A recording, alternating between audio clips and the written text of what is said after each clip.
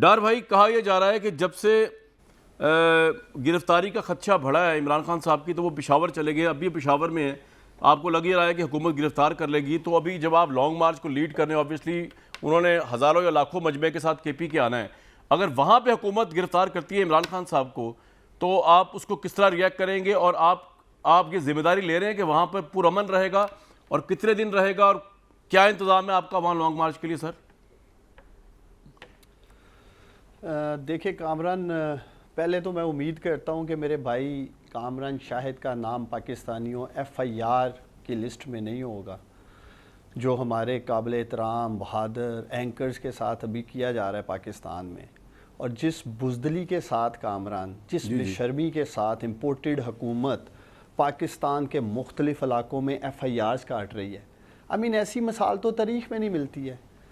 آپ جیسے صحافیوں کو میں آپ کو یقین دلاتا ہوں کامران شاہد آپ تیار رہیں، آپ پہ بھی FIR کاٹیں گے یہ.